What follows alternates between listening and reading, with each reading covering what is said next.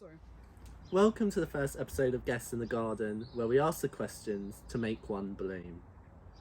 So, you right there? Yeah, you? Yeah. What is your name?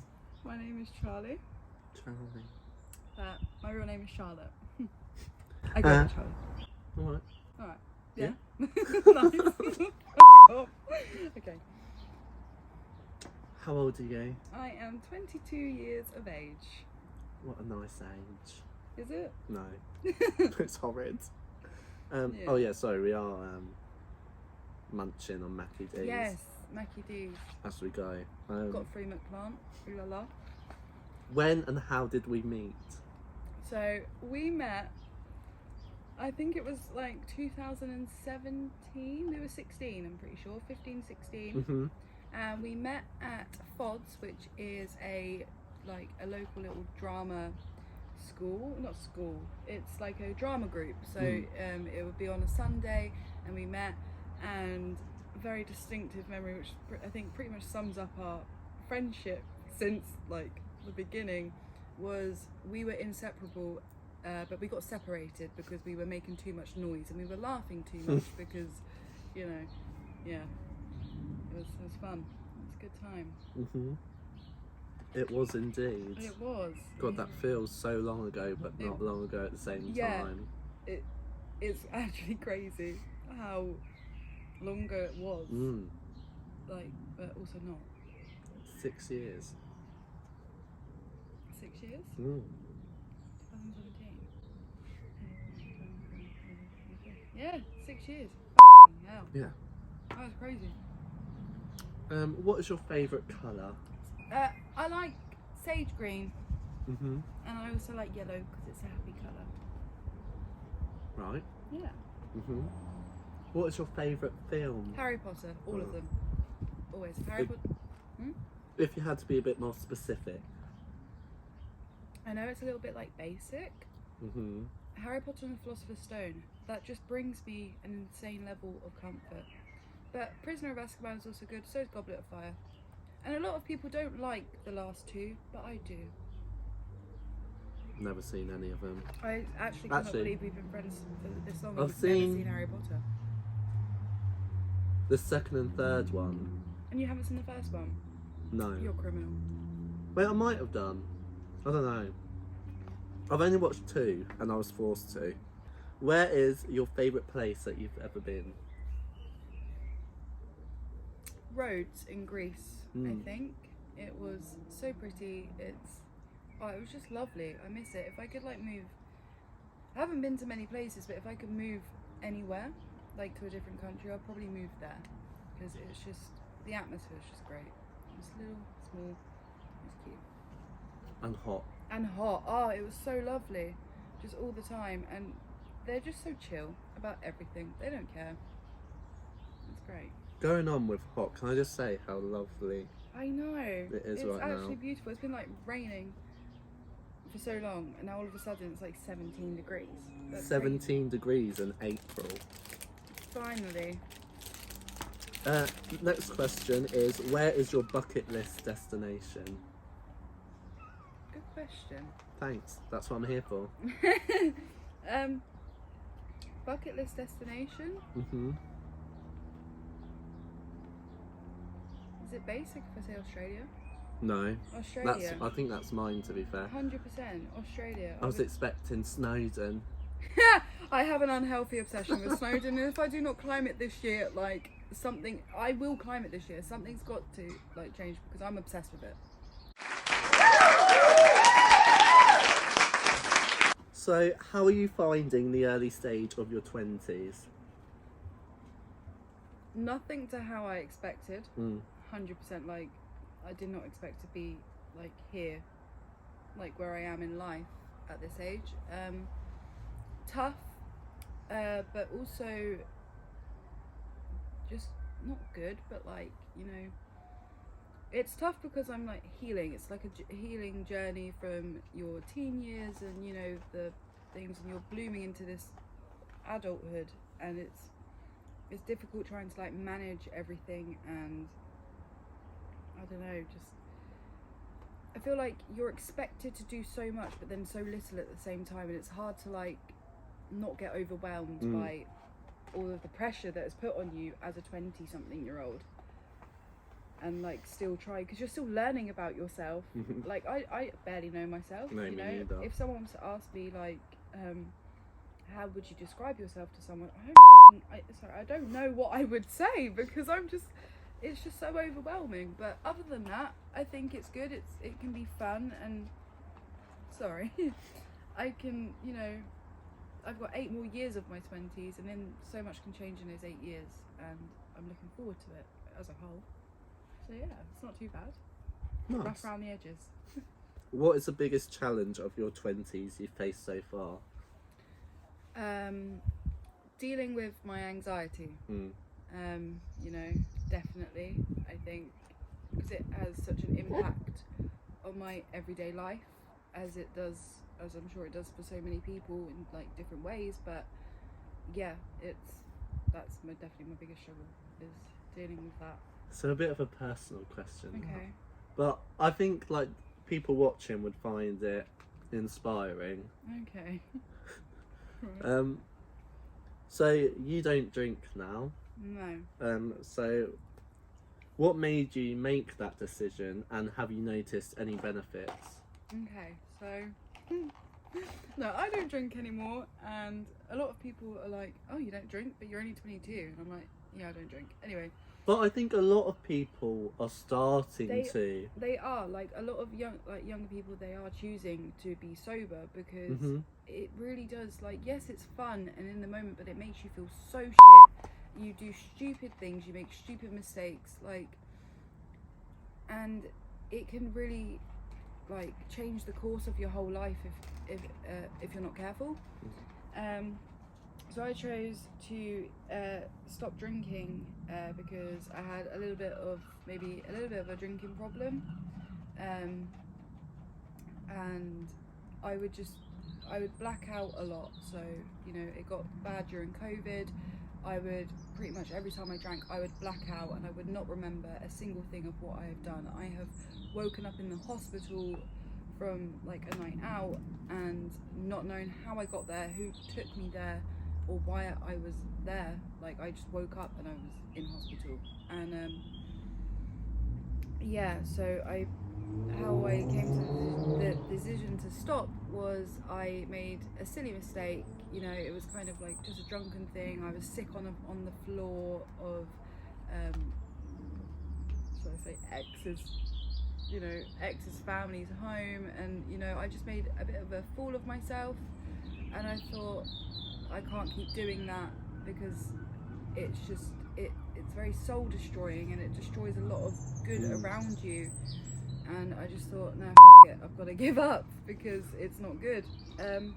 Can I just say, I think it is very common for people our age to get stuck in that loop of blacking out and not really changing their ways. They just... Because it's their comfort, their ways to process things, but it's not very common to act on that and to try and change it. So well done. Thank you. Without being condescending. No, thank you. Like me included. Yeah, no.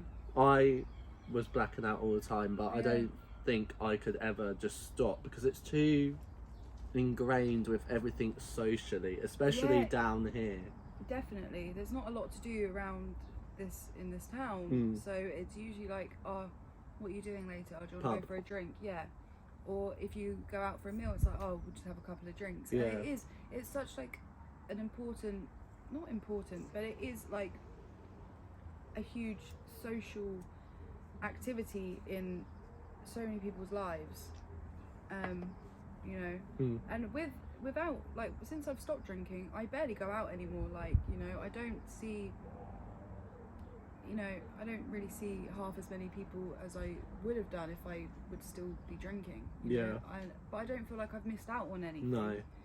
Because it's not aligning with who I am, or who I'm, you know, growing into being. And who you want to be. Exactly. You know, it just doesn't align with me. And since I've stopped drinking, I don't know, I just feel like more productive Yeah. as well, definitely. Like, I wake up on a Sunday and I'm like, oh, what a nice day, because it's You're I'm not not hanging hung, out your I'm, yeah, arse I'm not in bed. hungover, or I'm not like, I'm just not hungover, and I don't feel shit, and I'm not putting like poison into my body, essentially, because it really is poison, and you know, your body rejects it. And yeah, I just feel healthier. Like, yeah, when I go out now, if I am in social situations like a party, which I haven't been to, but like, yeah, I may feel a bit anxious because I drank so much to cope with my anxiety. I just felt like I had to drink so I could just not worry for 1 second. So I may be feeling a little bit anxious, but overall, just so much better than I ever have been, I think. Good. It's a good road to be on. Sorry, I went on a bit of a tangent. No, I liked your answer to that. It was a good. Thank you. No, very good. When you were a child, what did you want to be when you grew up? I'll let you finish your bite of McPlant. So when I was like a small child, I really wanted to be a greengrocer. Right. And my first job was actually in a greengrocer's. Wasn't all what it was cracked up to be. But, you know. I also wanted to be a teacher, I think, because I used to like sit down with a pretend register. And oh yeah, so did I. Yeah, I think a lot of kids do, because it's like, you know, you're going to school. Oh, that's so much fun. But yeah, I think I wanted to be a teacher. It changed all the time, but I don't really think I really had like a goal in what I wanted to do. I just knew that I wanted to have the freedom to be able to do whatever I wanted to do, you know. But I'd say either a greengrocer or a teacher is the answer. What would you tell your younger self? That it's okay to be yourself. Definitely. Don't change for anyone. Don't go to university. No. What I would tell my younger self is it all works out in the end, and never like give up, essentially. Just don't give up. Just keep going, because it all works out one way or another. And what are you most proud of? Giving up alcohol, giving up drugs, how resilient I've been over the past maybe 3 years. More than that. Yeah, just yeah. I'm proud of how I haven't given up. So, yeah. What are your plans for the future? Long-term future, save up enough money and maybe travel somewhere. Oz? Oz, yes. Like, working visa, Oz, let's go. Like, let's do it. I'm down. Me too. Me fucking too. I'm so down. Let's go together. Yeah, I think that would be really cool. Because we'll be there together, we won't be alone, it won't be as scary because we're not alone. And we'll be making lifelong memories with each other, which I think is very important in life. Short-term plans, I want to run my first 10k, and that is happening very soon, like literally in like 4 weeks. And before Sunday just gone, I hadn't run more than 7k. I hadn't run more than 4k, and I did 7k, and all of a sudden I'm doing a 10k. I'm very excited for it, and yeah, in this I'm also raising money for charity. I'm raising money for Mind, which is it's a mental health charity. Although I personally don't think I've ever used Mind or their not facilities, but like their apps, because I know they have an app. I think it's a very important.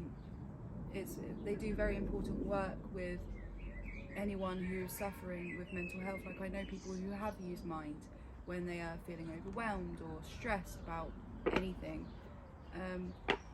And they're very much in the community as well. A lot of people more than other yeah. charities, definitely. a lot of people have heard, if I say like, oh, I'm fundraising for mine, they're like, oh cool, like they know the charity, which is great.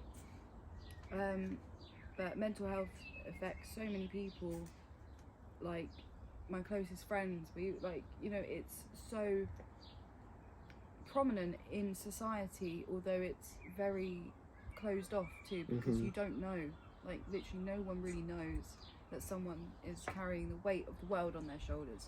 So I think fundraising for a charity has given me so much motivation with with my training and like in doing it, because it's not just a personal goal, it's now a goal which will hopefully help other people, you know, get the help they need.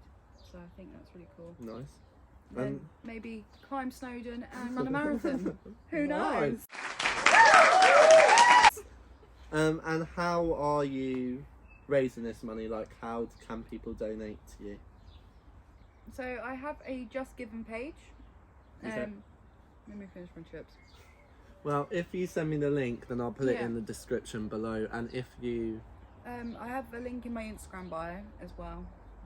You know, if you want my Instagram, it's there. The goal is £200 at the moment, because I didn't want to like what's the word, like I didn't want to set myself up for failure, but it's been up for like coming up 2 days and I'm already 90% of the goal. So I think I'm gonna up it, and then, you know, I'm gonna bake some cakes, take them into work, and like get people to buy the cakes, and then all that money that I raise from that will go straight to my link and straight to the charity. So that's cool. But yeah, you can put the link in your bio. So, and I think that shows how much not only people want to get behind you, but how many people know of the charity and support and think it's a good enough cause to donate to, which it is. It's amazing, and I'm overwhelmed by how many people have donated. Like, I really didn't think people would donate, to be honest, but they have, and I'm so grateful, and I'm very excited for this journey, and it's just such an achievement. Very proud of it. So if you would like to donate, there will be a link down in the bio. What are you doing to work towards these goals? So I am running 3 to 4 times a week. One is a long run every Sunday. So, for instance, this Sunday just gone, it was a 7k. This week maybe be 7.5 to 8k. I'm just slowly building up to 9k. I won't run the 10k. I'm having a session with a personal trainer once a week, and I'm strength training 3 days a week as well. So I've got 1 rest day, strength training. I'm eating better, like trying to stick to a higher protein, more balanced diet. This is a treat. I was really craving McDonald's today. And yeah, and I'm going to quit vaping. Do you feel like you're heading in the right direction in life, in general? Are you on the right path? Yes and no. Okay. Yes, because I truly believe that the universe is guiding me to where I need to go, and I'm making the right decisions to help me stay on the path that I'm on, and, you know, get me to where I need to be. Sometimes I really don't think I'm on the right track because I'm nowhere where I want to be. But at the same time, you know, it may not be what I want, but it's kind of what I need right now, and it's just where I am, and it's learning to accept that this is the path that you're on, and, you know, just going with it and just having faith in the universe. And I think, yeah, I am on the right path. Wherever it goes, I don't know. And just to wrap up, I'd like to say thank you for joining me in the garden. Thank you for having me. I was put on the spot with this. I had no idea what the questions were going to be. I was literally... That's the plan for everyone. Everyone that comes in, I was about to say on, but in the garden, will have no idea what the questions are. Maybe they will start to when certain questions are the same each time. But I'm going to try and change up 50% of the questions at least at each person, because It was really good. I really enjoyed those questions. we know a lot of interesting people, I think, Definitely. with Some characters. but good characters. Yeah, They're all good, definitely. and I feel like They've a lot of them have a different story and Yeah. a message to share. Yeah, and it's exciting to hear about other people and how to, watch them bloom. As you would. Indeed. Indeed. Thank you very much for watching, Thank you so much. and I'll see you next time. Bye.